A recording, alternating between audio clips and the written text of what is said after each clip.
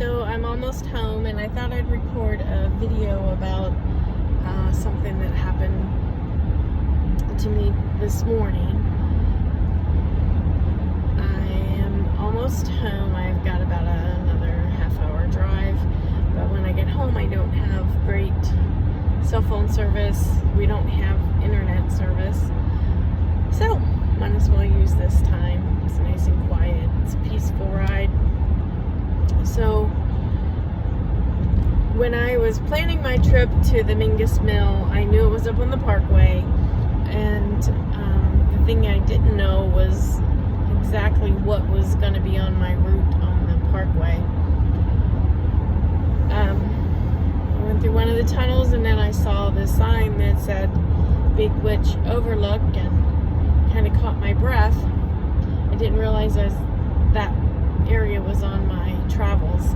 I thought the Bug Witch Overlook was south of Cherokee, North Carolina.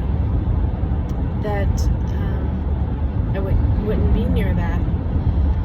For those of you that are from the Parksburg, Cochranville, Octorara area, the Bug Witch Overlook is where Joe Kolodsky, class of 79, Octorara High School, was called out to, dispatched to. There was a report of someone with a rifle in that area and was threatening people, walking along the road and threatening people.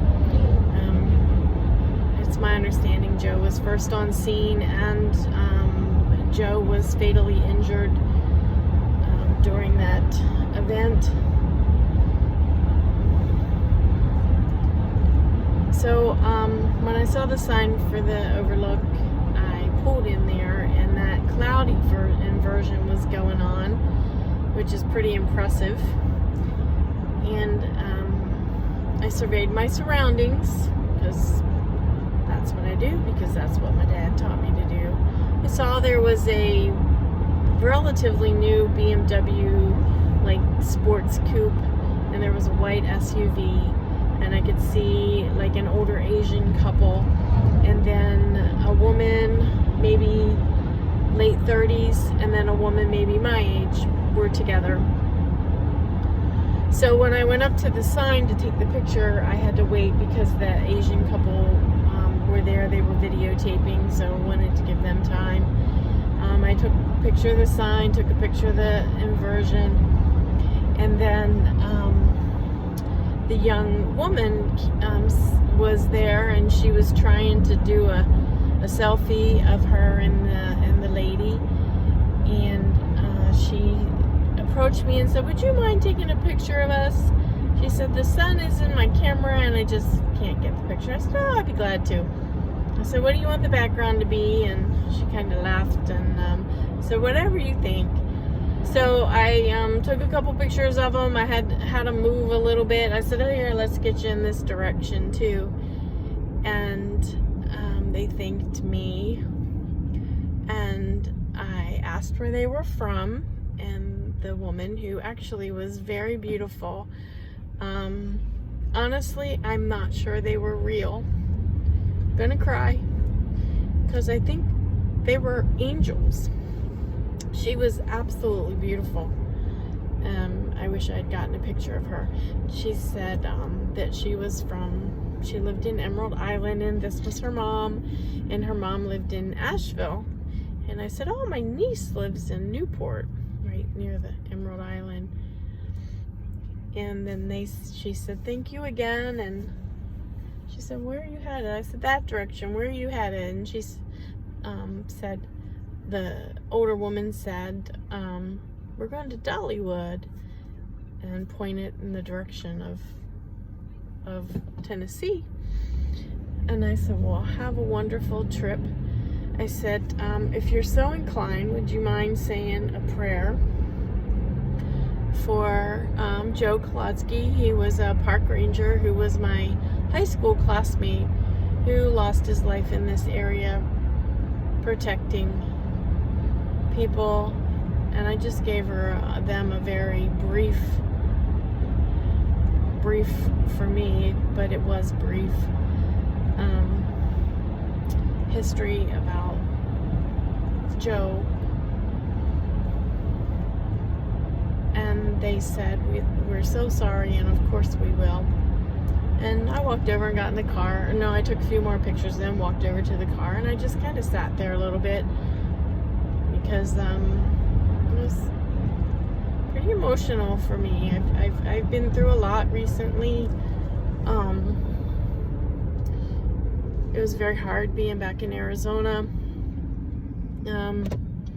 Unfortunately, my friend Norm Drury passed away before I could go and see him one more time. He meant the world to me.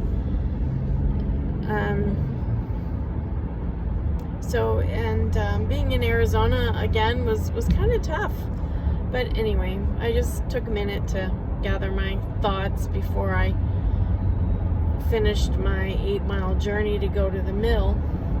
And then I looked up, and the BMW had come back, and the two women were walking towards my car, and I put my window down, and turns out the younger woman, her name is Heather, and then her mom's name is Toni, and they came up to the window and they said that they wanted to apologize to me, that they knew that I was in pain and they didn't recognize that, and they just wanted to come back and let me know that they were thinking of me.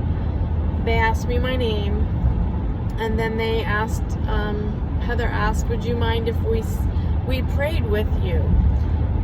And I said, oh no, I don't mind in the least. And I turned off the car, and I wish I had a recording of Heather's prayer, because I'm telling you, I really think they were angels. I don't think they were real. Heather's prayer was absolutely beautiful, recognizing Joe and his service, and prayed for his family. They prayed for me and for Joe's friends. They asked for safety while we were traveling, and they recognized that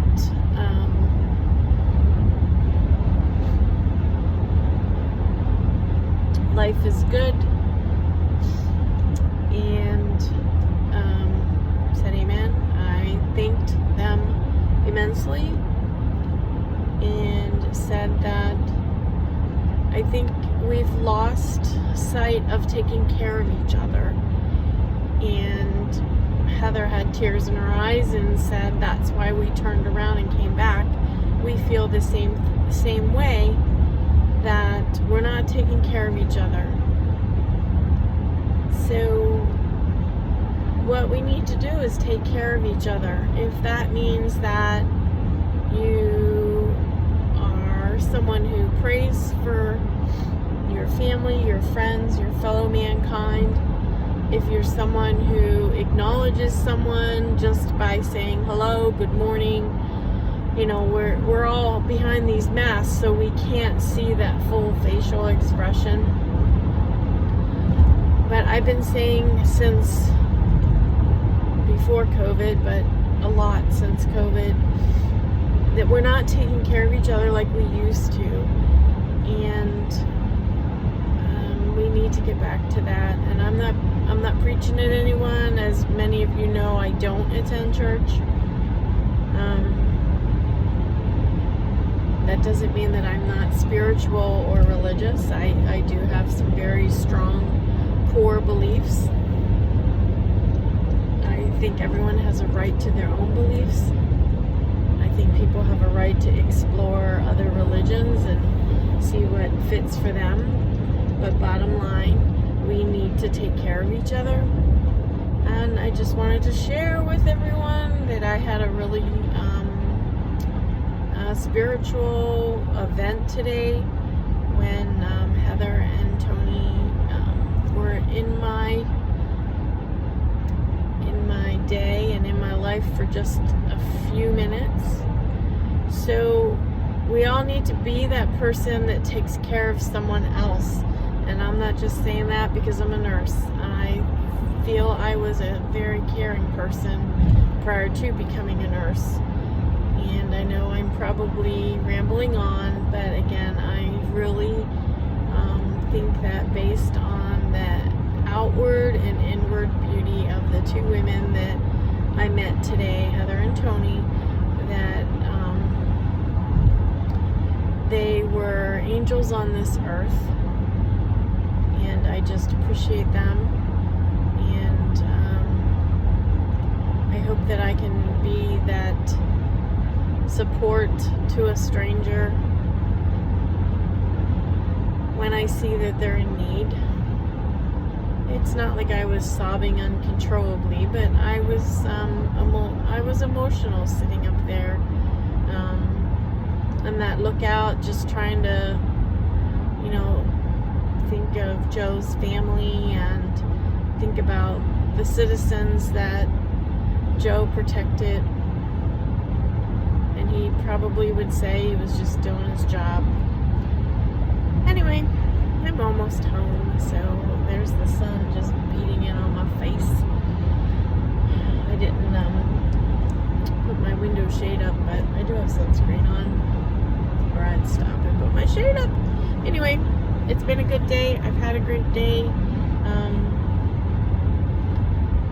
glad that I went. The colors were really starting to come into play.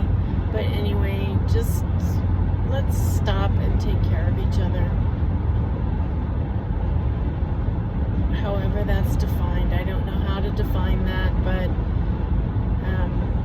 life is too short not to take care of each other, because when you take care of someone else, there's somebody there to take care of you. Hey, bye everybody. I'm almost out of cell phone range.